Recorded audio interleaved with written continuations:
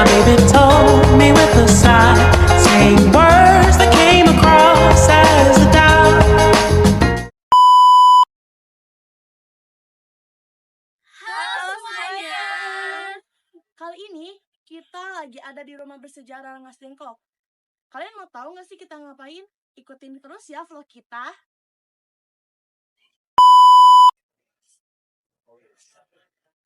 Nah, sekarang kita lagi ada di rumah bersejarah yang ada Rengas Dengklok. Kalian mau tahu nggak sejarahnya kayak gimana? Ikutin terus ya.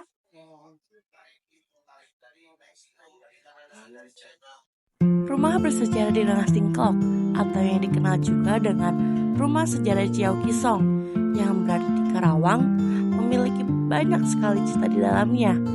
Cerita atau sejarah apa aja sih yang ada? Secara garis besar, sejarah tersebut dimulai ketika Ciao Kisong, sang pemilik rumah tersebut, meminjamkan rumahnya kepada Soekarno dan Hatta yang saat itu diculik oleh para pemuda Menteng 31 pada 15 Agustus 1945 malam. Dan rumah tersebutlah yang menjadi saksi bisu bagaimana teks proklamasi disusun atau disiapkan dan bagaimana pula bangsa Indonesia menyiapkan kemerdekaan mereka. Halo teman-teman, kali ini kami sedang berada di depan kamar Soekarno. Yuk kita lihat. Di sini adalah tempat beristirahatnya Soekarno. Ini banyak foto-foto orang-orang yang sudah berkunjung. Salah satu yang kita kenal yaitu ada Anies Baswedan. Nah, di atas ini banyak piagam-piagam yang sudah didapatkan untuk rumah ini. Dan di atas ini ada foto-foto asli saat Soekarno masih hidup. Di sini juga ada meja dan kursi di mana Soekarno dulu memikirkan teks proklamasi. Dan ini adalah kamar Insinyur Soekarno. Terlihat jelas di dalam bahwa ada beberapa dokumentasi tokoh-tokoh yang pernah mendatangi tempat ini. Juga ada beberapa dokumentasi saat Insinyur Soekarno masih hidup. Juga di sini terdapat sebuah meja yang dulu katanya pernah dijadikan tempat untuk Soekarno dan kawan-kawannya memikirkan teks proklamasi. Juga di sini ada kasur di mana dulunya dijadikan tempat beristirahat untuk Insinyur Soekarno. Selanjutnya kita berada di kamarnya Muhammad Hatta. Ayo ikut. Ini dulunya tempat beristirahatnya Muhammad Hatta. Dan di sini juga ada foto-foto siswa-siswi maupun dari Karawang maupun dari luar Karawang. Dan di sini ada piagam-piagam yang sudah diberikan untuk rumah sejarah. Salah satunya dari DPRD Daerah Istimewa Yogyakarta.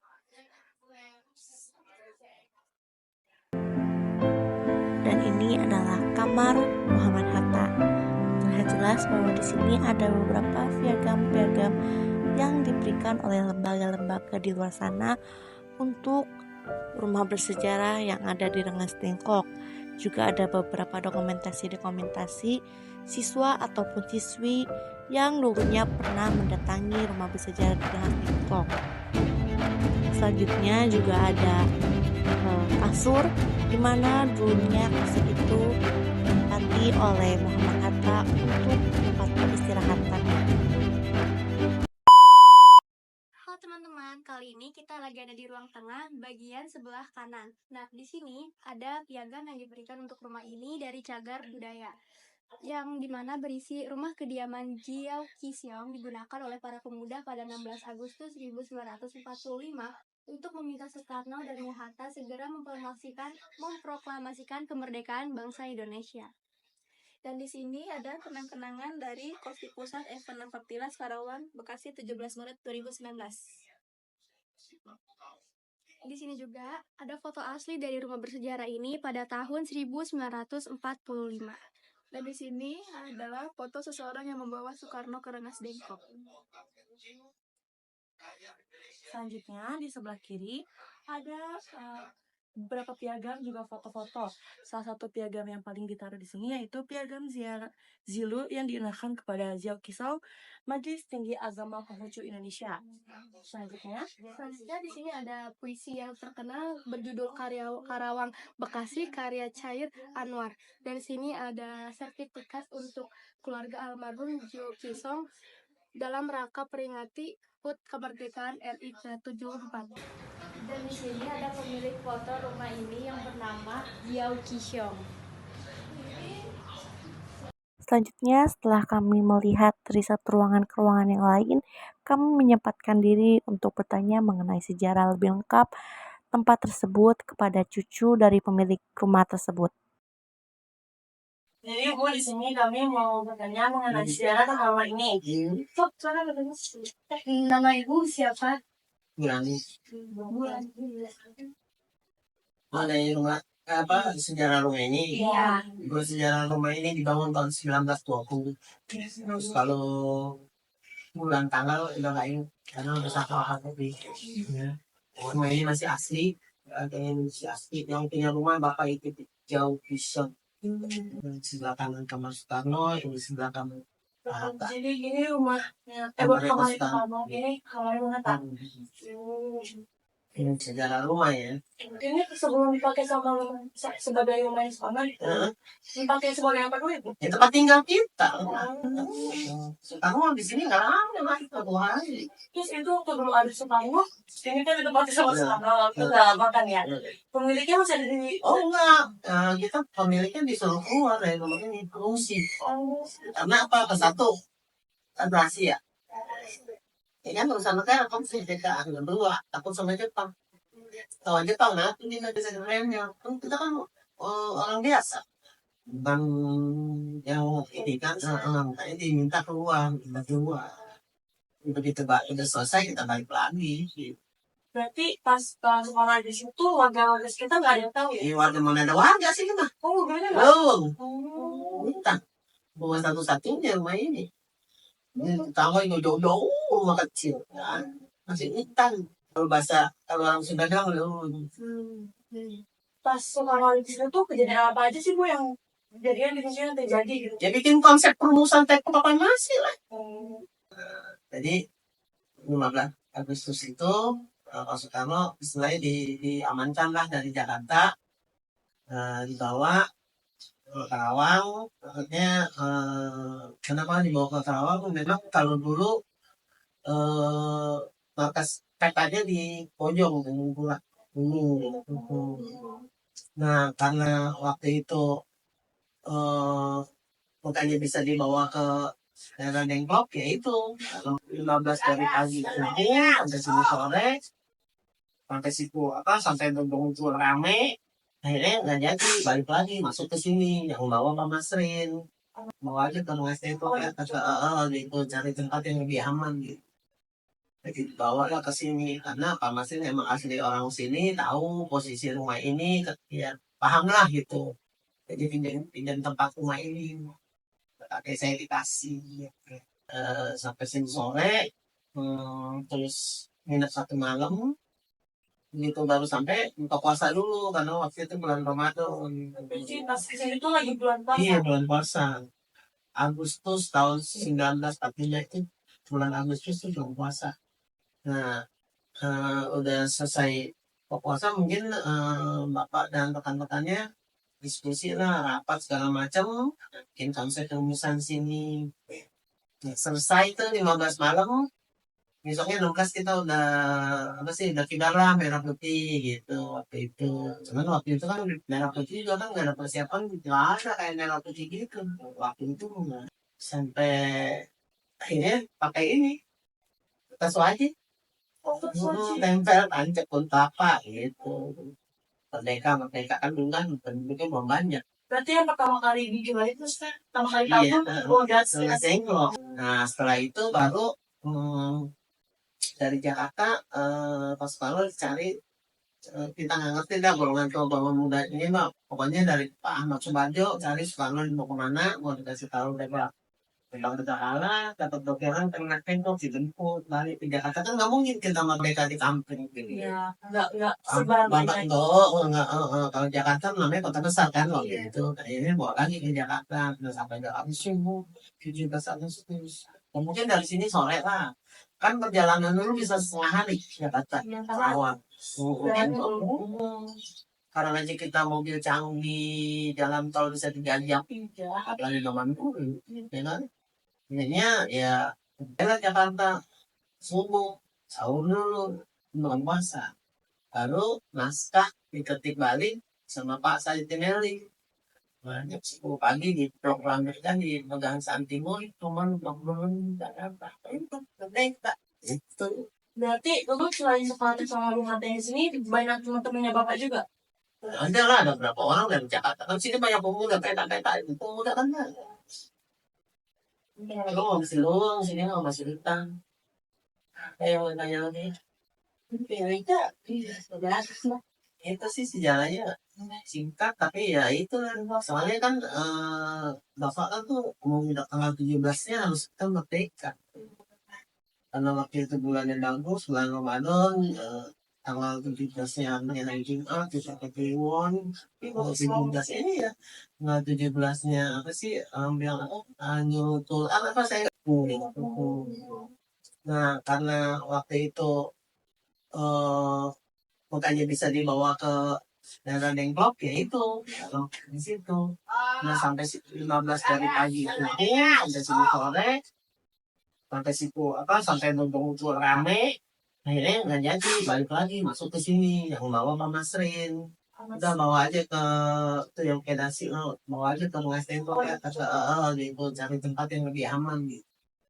Jadi dibawa lah ke sini karena Pak Masrin emang asli orang sini tahu posisi rumah ini ya paham lah gitu jadi pinjam tempat rumah ini pakai saya dikasih gitu. Oke nah di sini sampai sini sore terus nginep 1 malam itu baru sampai buka puasa dulu karena waktu itu bulan Ramadan. Berarti pas kesini tuh lagi bulan puasa. Iya bulan puasa Agustus tahun 19 artinya itu bulan Agustus itu bulan puasa. Nah udah selesai puasa mungkin bapak dan rekan-rekannya diskusi lah rapat segala macam income settlement sini nah, selesai itu 15 malam besoknya 16 kita udah apa sih udah kidar lah merah putih gitu waktu itu cuman waktu itu kan merah putih juga kan nggak ada persiapan nggak ada kayak merah putih gitu waktu itu nggak ada ya susah di sini kalau ingin jauh kan burak sih jalan ini masih tanah terus sampai akhirnya pakai ini tas wajib dulu nempel tancap untuk apa gitu merdeka kan dulu kan bentuknya belum banyak. Berarti yang pertama kali dijual itu kan pertama kali tahu Iya, udah tengok. Nah setelah itu baru dari Jakarta pas lalu cari kita nggak ngerti dah golongan tua golongan muda ini mah pokoknya dari Pak Ahmad Subarjo cari Soekarno mau kemana mau dikasih tahu deh Pak tentang berhala dapat bocoran kena tembok dijemput balik ke Jakarta kan nggak mungkin kita merdeka di kampung gitu ya nggak Bapak enggak kalau Jakarta namanya kota besar kan waktu itu akhirnya bawa lagi ke Jakarta mungkin dari sini sore lah kan perjalanan dulu bisa setengah hari Jakarta karena aja kita mobil canggih jalan tol bisa 3 jam apalagi zaman dulu ya kan akhirnya ya sampailah Jakarta subuh sahur dulu bulan puasa baru naskah diketik balik sama Pak Said Tinelli jam 10 pagi di program kerja di Megang Santimur cuma 50 menit apa itu sih sejarahnya singkat tapi ya itu lah soalnya kan bapak kan tuh mau tanggal 17-nya harus kita merdeka karena waktu itu bulan yang bagus bulan Ramadan tanggal 17-nya hari Jumat 17 ini ya tanggal 17-nya apa sih bilang nyurutul apa saya nggak bisa nyebutnya maaf kayak gitu lah kebetulan bulan bagus tanggal bagus nyurutul gitu jadi ya udah lama di sini langsung balik Jakarta sampai Jakarta ya udah proklamasi merdeka Ini kan dulu kan tempat di negara Cekuangga, terus tiba-tiba ada Soekarno. Itu ada kelebihan nggak biar Soekarno di sini dulu? Ya pasti dong ada yang minta izin yang mama yang punya rumah dong. Dikasih, pakai, nggak apa-apa. Ya mungkin kita kan karena keluarga kan keluarga besar. Kalau ada apa-apa kan bahaya. Kita keluarga, kita kan orang biasa, orang sipil. Mungkin kalau kakek ini sih nemenin kali ya, karena yang punya rumahnya kan gitu. Kita keluar, apa-apa. Jadi pakai tempatnya ya, kita juga mendukung lah kan, kita juga pengen merdeka kan. Nggak mau dijajah terus. Nah ini kan ibu pas setelah selesai proklamasi gitu ya. Hmm. Terkenalnya tempat ini tuh dari mana kan sih bu? Kalau kalau rumah ini mah udah ada juga yang tahu, cuma kan kalau zaman dulu kan nggak banyak yang tahu.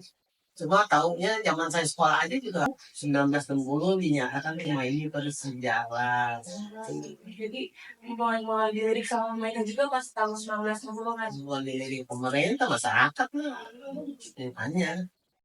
Namanya kayak sekarang kan kita sebagai keturunannya si Engkong itu kan kalau bisa apa sih perawat melestarikan dan apa yang sejarah kan nggak bisa diubah walaupun versinya banyak nggak bisa sama ceritanya itu aja sih jadi kita dilestarikan lah supaya cucu kita nanti masih bisa lihat ada kayak gini gitu kan, jangan kata di buku aja itu kan masih ada fisiknya lah yang dilihat. Nah, insya Allah kali sahabat lagi kuat rumah ini kan udah 1 abad lebih dan ya udah kasih ya. Terima kasih ya.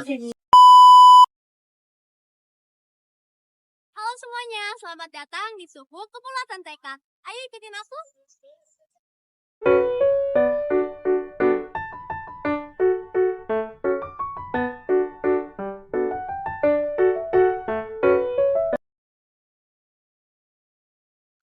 Halo semuanya, sekarang kita lagi ada di Tugu Kebulatan. Nah, Tugu Kebulatan Tekad ini dibangun pada tahun 1950 dan menggunakan dana yang didapatkan dari warga sekitar. Saat itu, dana yang terkumpul adalah 17.500. Kalau tahun sekarang sih kayaknya nggak bakal bisa ya. Nah, pembangunan ini pun dibantu oleh pemerintah setempat, itu pemerintah daerah Karawang dan juga Jawa Barat. Monumen ini dibangun untuk memperingatkan kita atau memperingatkan warga sekitar bahwa Rengas Dengklok pernah digunakan dan pernah masuk ke dalam sejarah yang penting untuk Indonesia. Monumen Kebulatan Tekad di Rengas Dengklok dibangun sebagai penghormatan kepada para pahlawan yang gugur dalam mempertahankan kemerdekaan. Awalnya, lokasi ini merupakan markas peta pelindung tanah air yang turut berperan dalam perjuangan kemerdekaan. Utusan perundingan Abdullah dan Sutadi Reja kemudian memutuskan untuk mendirikan Tugu Kemerdekaan Republik Indonesia yang dibantu oleh dana dari masyarakat sekitar. Tugu Kebulatan Tekad didirikan pada tahun 1950 dan diresmikan pada tanggal 17 Agustus 1950.